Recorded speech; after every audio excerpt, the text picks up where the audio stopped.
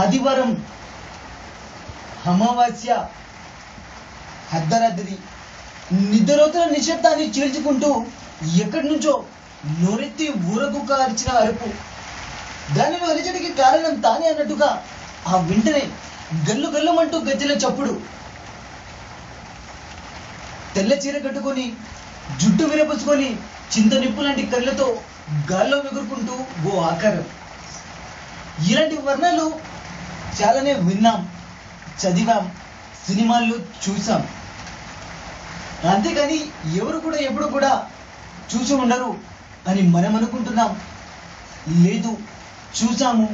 ఒకసారి రెండుసార్లు కాదు, ఓ రోజు రెండు రోజులు కాదు, నెలల తరబడి అవి మమ్మల్ని పట్టు పీడిస్తున్నాయి అని కొందరు చెప్తున్నారు.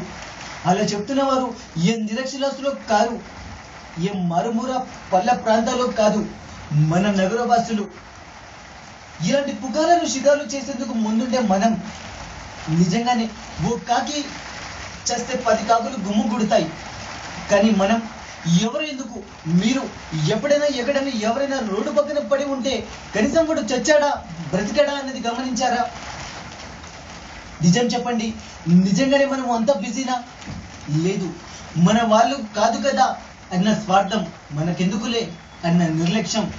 ఒక్కసారి ఆలోచించండి, ఒకవేళ ఆ ప్లేస్లో మన వాళ్ళు మనము ఉంటే. మీరేం రోడ్డు పక్కన ఉన్న శవాల్ని ఉద్ధరించమని చెప్పట్లేదు, కనీసము ఏ అభాగ్యులో మోసుకెళ్లే అంబులెన్స్లకు దారివ్వండి, అది చాలు. మొదటి నుంచి ఇదే చెప్తున్నాను, దయ్యాలు లేవు ఉండవు అని. లేదు, ఉన్నాయి అని అంటారా? అయితే మీరు కాల్ చేసి మాకు చెప్పాల్సిందిగా కోరుతున్నాను.